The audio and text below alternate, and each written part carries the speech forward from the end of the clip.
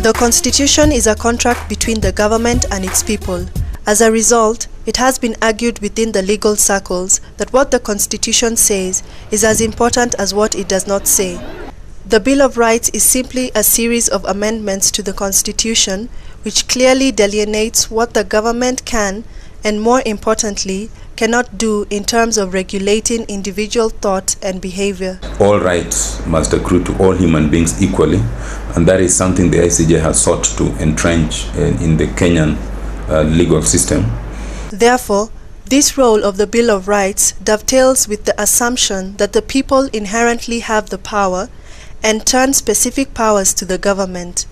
In exchange of these powers, the government in turn agrees to do certain things, including protection of its citizens from attack by a foreign country, the violence of another individual, and so on. Without rights, there cannot be real democracy. And therefore, trying to educate people on their rights and to give them the tools to be able to enforce these rights at that lower end. But ICJ is also active at the higher end, which is engaging in policy formulation, advocacy with government institutions, working towards reform of the judiciary. Furthermore, just because the Constitution says that you have certain rights does not mean that you do not have other rights which the Constitution did not bother to enumerate.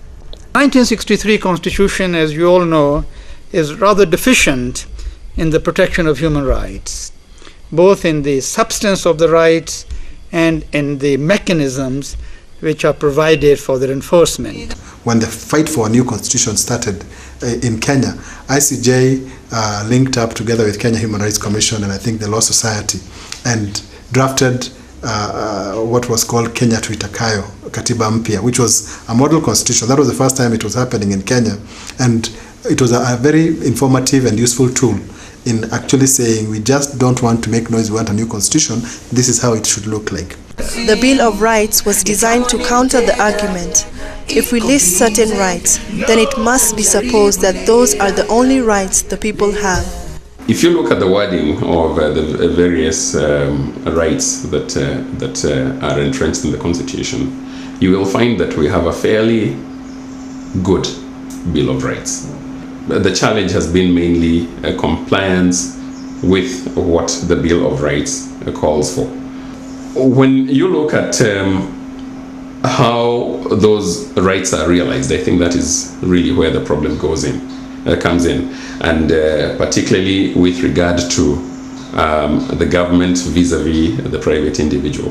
We expect that when the Constitution comes out, it will be clearer even on the civil and political rights and expand them to the point that citizens would actually enjoy more rights than they have been granted by the current Constitution. Among the rights included in the Bill of Rights are the freedom of peaceful assembly, freedom of religion and protection from religion, freedom of speech or of the press, right of the people to petition the government for redress of grievances, right of speedy and public trial, freedom to participate in democratic processes, and most importantly, the right to life. This country is still governed under an Official Secrets Act, which proceeds from the point of view that all information held by government is secret unless proved otherwise. And ICJ has been at the forefront of leading a coalition of NGOs and activists in opening up government so that the rule becomes that every information held by government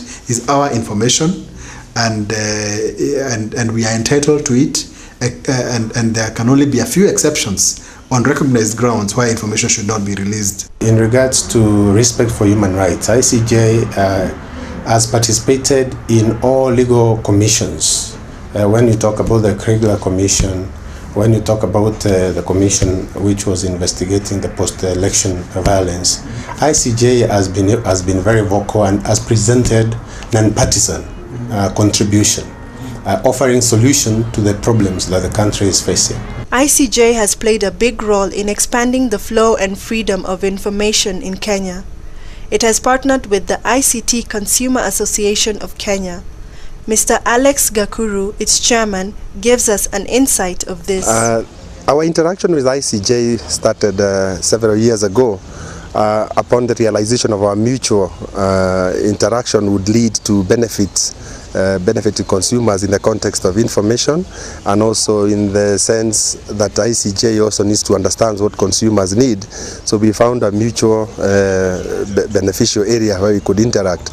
ICJ has also partnered with the Alternative Media Association of Kenya. We realized that in previous years, when the media was pretty much controlled by government, so to speak, and there came just a little opportunity to allow for private investment in the media, and lots of radio stations started coming up which were run by private individuals or even private companies. It became necessary for us to actually seek a partnership with ICJ in pushing for freedom of information. Ikawa ni mteja, iko busy. No! Jaribu later. ICJ Kenya shows solidarity with other human rights organizations by an annual nomination of peoples who have made an outstanding yearly contribution in promotion of human rights with an award dubbed Jurist of the Year. The Jurist of the Year award is an annual event hosted by ICJ Kenya. The award seeks to reward and recognize the efforts of personalities who promote the adherence to the rule of law and protection of human rights. ICJ Kenya operates under 5 programmatic areas: international cooperation, human rights education, policy research and advocacy, judicial reforms, and organizational development. With their Kenyan chapter, we have had a relationship for many years. We have published books together, and we have also done events.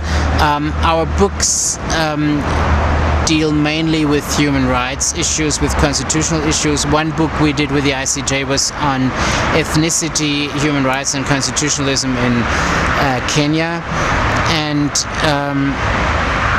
we do an annual publication with them, the Judiciary Watch, about rule of law developments all over Africa, important facts and events. The other useful publication that they have printed is on the rule of law.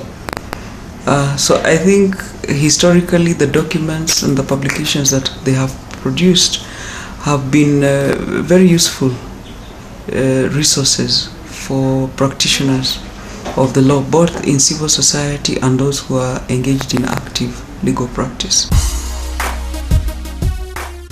Apart from financial support, ICJ Kenya is inextricably linked with its partners through studies, research, and reports of varying issues within the legal spectrum. By and large, we'll consider them a mature organization, but they are always recognizing that with the changing environments, there is always need for them to adjust in certain ways.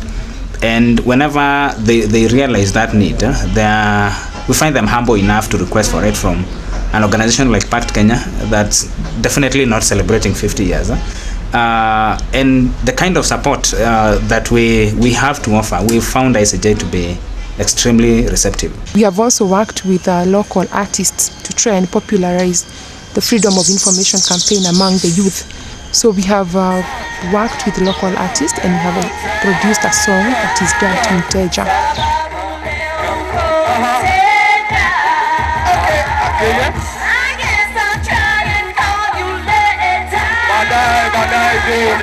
Hiyo wimbo inatakikana kuambia serikali ya kwamba isiendelee kushika wananchi wa mteja, si ndio? Kajaribu kupiga simu.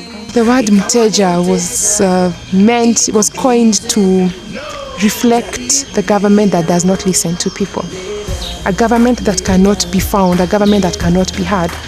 Because without an access to information, you cannot engage your institutions of governance. So to us, Mteja has been used by our locals to mean cannot be found.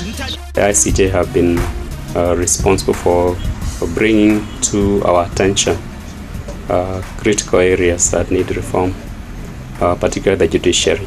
ICJ Kenya prides itself in its strong structures, policies and procedures that led to the organization being declared the 2009 Civil Society of the Year in Governance and Management category. This is a major milestone for the organization, and our work will not stop here. For us to have won that governance and management category, it is quite a lot of work, because that's when you talk about systems, that's when you talk about procedures, and all things that makes an organization run the way it's supposed to run.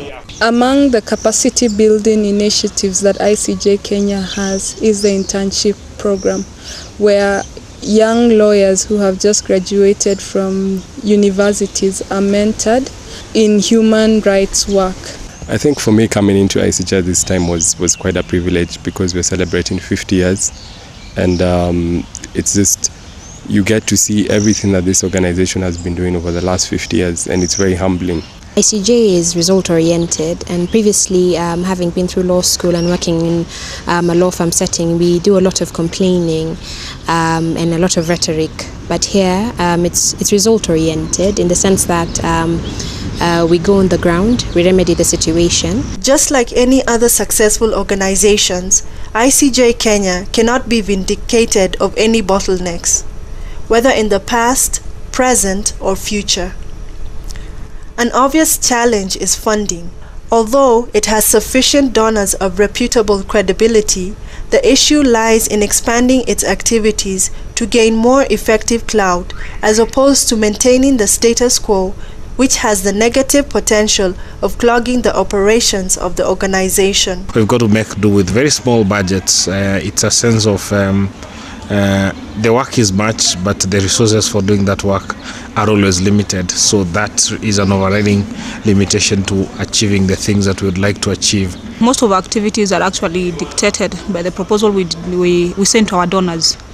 So when they approve the project, then we'll only implement what they've given unto us. And I need to say that this year, as much as we are having now the admin budget that needs to be catered by the donors, most of them, with the limitation with basketization of funds nowadays, they don't really want to fund coordination and admin costs. I can cite two main challenges which we face in project funding is that of delayed funding by the donor agencies, which amounts to delayed implementation of the programs. But however insurmountable the challenges may appear, the Kenyan section of the International Commission of Jurists will keep its aims and objectives focused, borrow international best practices and standards to complement our work in the region.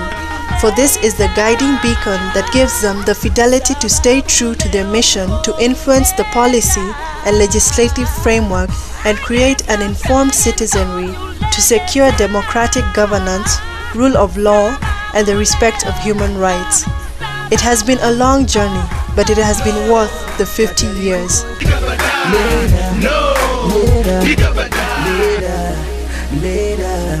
Later.